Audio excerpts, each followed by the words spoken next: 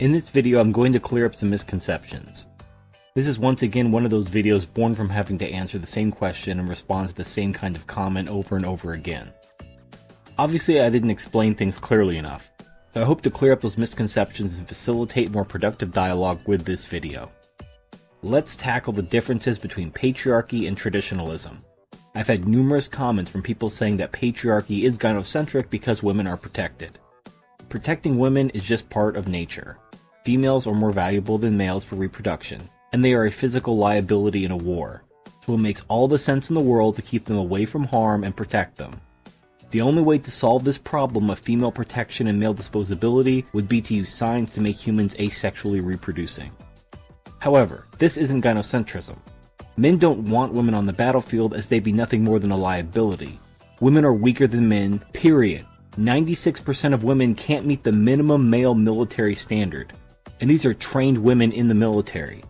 They are just going to be the weakest link that gets the men outflanked and killed. In order to field an army of women that could stand toe-to-toe against an army of men, you would have to field an army at least twice or 3 times the size of the male army. That's 3 times the cost in weapons, armor, logistics, transportation, etc. Not to mention that women are much more likely to get hurt and use medical care in general than men, so you could quadruple or septuple medical costs as well. For anyone who served in the military like I have, you all know that many women get pregnant to avoid a deployment. You can't run a military based on that. You can't have substandard and more expensive soldiers that will purposefully get pregnant to avoid a conflict. That's insanity.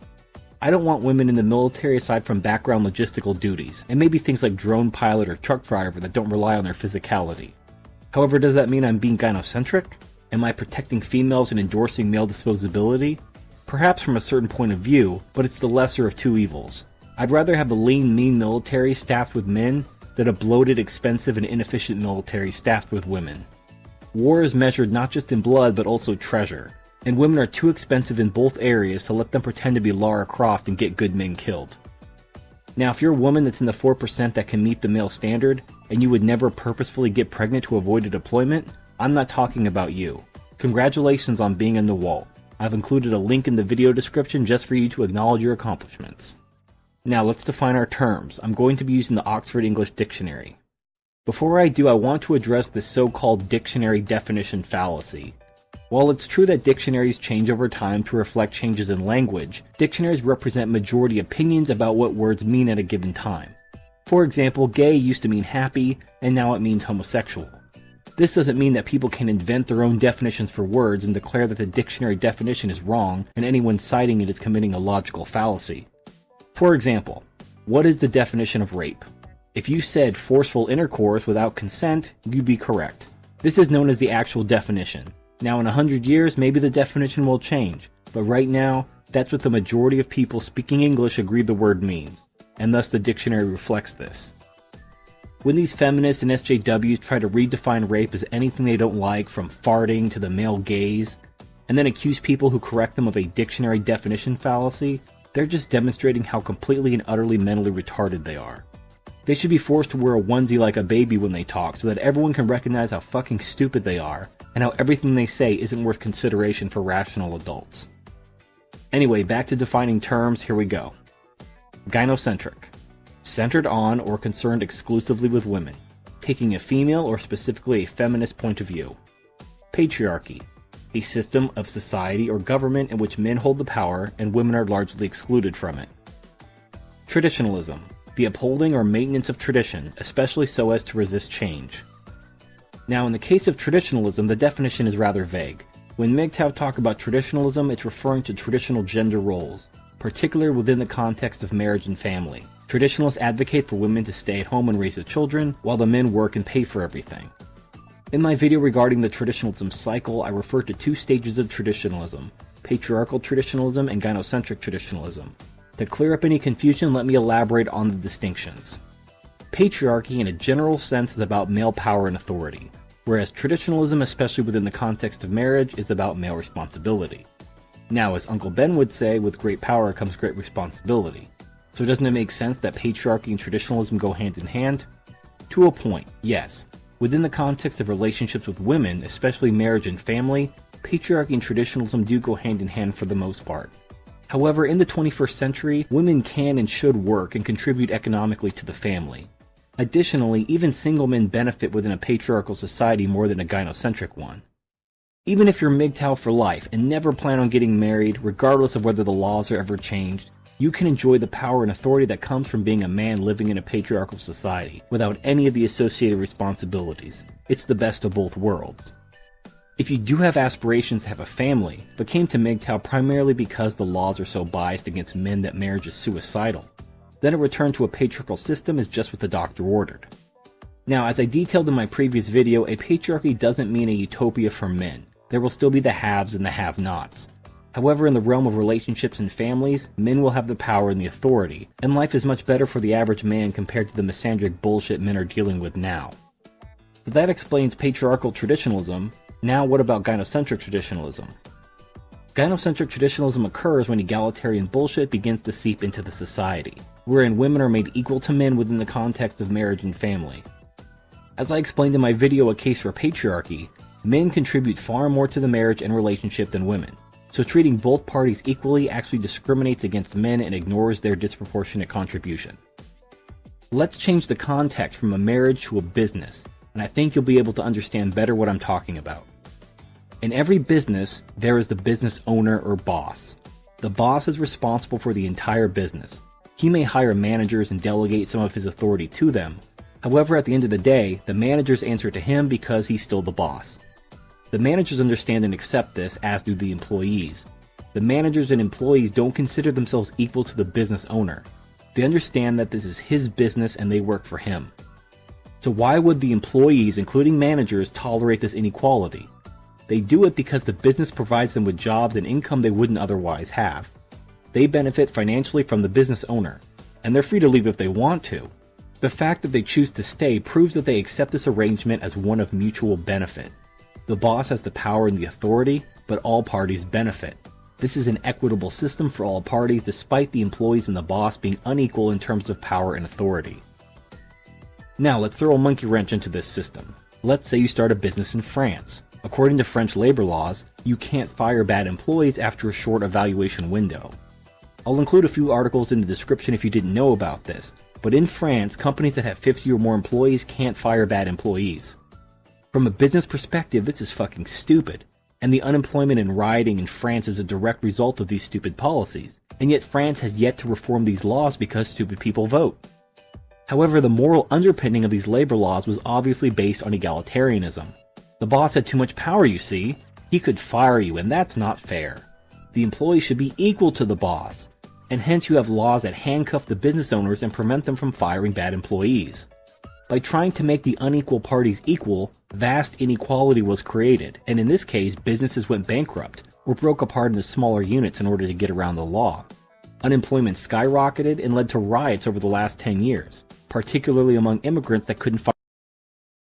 But the workers at the Goodyear plant refused to change their working conditions, and they took their protest to the company's headquarters in Paris.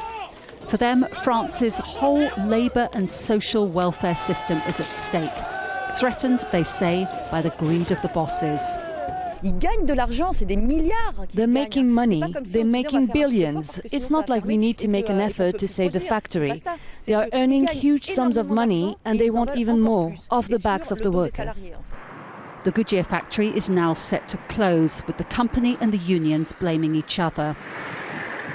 In the absence of a rescue plan, 1,200 people will lose their jobs. Basically, it's MGTOW for business owners. Why did French companies stop growing and hiring employees? Because the risks were too great. The business owner risked everything while the bad employees risked nothing. In fact, there were instances of employees putting on a good front while they were in the initial window where they could be fired, but as soon as they knew they couldn't be fired, they dropped the mask and refused to do their jobs because they knew the owner couldn't fire them. That's modern marriage in a nutshell. That's gynocentric traditionalism in a nutshell, and that's why MGTOW exists. As Aristotle said, it is the greatest inequality to make unequal things equal. The business owners deserve the power and the authority because it's their business. When social planners try to do the quote fair thing and make unequal parties equal, it does nothing but damage. Businesses shut down in the case of France, and men refuse to get married in the case of gynocentric societies. In short, gynocentric traditionalism is when egalitarianism makes women and men equal in power and authority within the context of marriage and family. Women may still lack political power at this point, but that's not important, and in fact may only be a matter of time. Due to the biological differences between men and women, treating them equally actually harms and oppresses the man, in the exact same way that treating employees and business owners as equals harms and oppresses the business owners. The result in both cases is that the party doing all the work and taking all the risk realizes that this is bullshit and walks away. And the other party that pissed and moaned about fairness realized that they are totally fucked without the other party. The employees are fucked without the business owners to create and manage the businesses, and the women and children are fucked without the men to create and manage the family unit. So having hopefully explained myself more fully, the million-dollar question is, how can I advocate for a patriarchal system and be anti-traditionalist at the same time? The reason is that I recognize that until we become an asexual species, men and women are going to form some kind of social unit. Even if we abolished religion and the institution of marriage, there will still be families. Animals form families and have no concept of marriage or government. So these units do not derive from government itself, but from nature. So the question then becomes, how do we create a familial social unit that is equitable to all parties, for those who wish to have families? I realize that not all MGTOW want to have families and just want to be childless bachelors for the rest of their lives. That's fine, and you probably don't give a shit about what happens to society one way or the other because it doesn't affect you either way. These videos are for the benefit of those MGTOW who do want to have children, and face the dilemma of either making a suicidal pact with the state using some form of marriage, having to resort to international surrogacy, or waiting for technologies like the artificial womb to be developed. It is for them and men like them that these videos exist. To simplify, I'm anti-gynocentrism and anti-marriage/traditionalism. However, I'm pro-family, assuming the man controls said family under a patriarchal system that recognizes his disproportionate contribution. I'm not saying that all men need to have families, but men should be free to form families without risking their life and freedom in the name of equality. However, that being said, I'm going to repeat myself, I am not pro-marriage at all. And as it's inexorably tied to the larger society, there's no way to fix it within our current gynocentric system. Thus, absolutely no sane man should be advocating for marriage within this society. Perhaps if patriarchy were established sometime down the road, men could be free to establish families with women, assuming that they would have control and authority over those families, and establish an equitable relationship between men and women based on mutual benefit and not exploitation. So I hope that clears things up. I hope that now you understand the differences between patriarchy and traditionalism, as well as the relationship between the two within the family unit. Women do indeed need each other to create a family, at least until cloning technology is developed, but that doesn't make them equals. This retardation of equality needs to stop. I don't have to tell you things are bad. Everybody knows things are bad. It's a depression. Everybody's out of work or scared of losing their job. The dollar buys a nickel's worth. Banks are going bust. Shopkeepers keep a gun under the counter. Punks are running wild in the street, and there's nobody anywhere who seems to know what to do, and there's no end to it. We know the air is unfit to breathe, and our food is unfit to eat. We sit watching our TVs while some local newscaster tells us that today we had 15 homicides and 63 violent crimes, as if that's the way it's supposed to be. We know things are bad, worse than bad. They're crazy. It's like everything everywhere is going crazy, so we don't go out anymore. We sit in the house, and slowly the world we're living in is getting smaller, and all we say is, please, at least leave us alone in our living rooms. Let me have my toaster and my TV and my steel-belted radios, and I won't say anything. Just leave us alone. Well, I'm not going to leave you alone. I want you to get mad. I don't want you to protest. I don't want you to riot. I don't want you to write to your congressman because I wouldn't know what to tell you to write. I don't know what to do about the depression and the inflation and the Russians and the crime in the street. All I know is that first, you've got to get mad. You've got to say, I'm a human being. God damn it. My life has value. So, I want you to get up now. I want all of you to get up out of your chairs. I want you to get up right now and go to the window, open it, and stick your head out and yell, I'm as mad as hell, and I'm not going to take this anymore!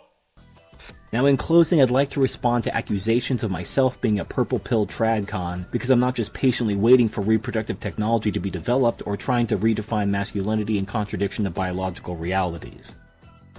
I would love to live in a world where humanity is asexually reproductive through cloning, and where we don't need women anymore. But we're not there yet. Maybe all of this talk will be unnecessary. Maybe feminism won't collapse society, and we'll coast along for another 100 years or so until we have mass market cloning technologies that would transform human biology and thus society. But suppose it doesn't work out that way. What's the backup plan in case there's an economic collapse, or a series of wars that send us back several centuries technologically? There's the old saying that if you fail to plan, you plan to fail. That's why I explore these broader topics, but if it doesn't interest you, there are dozens of other channels exploring the more tactile aspects of gynocentrism and MGTOW that may be more your speed. Anyway, I hope that clears everything up, and if there's any additional questions, comments, or emotional outbursts, please let me know in the comments section. Thank you for watching, and I'll see you next time.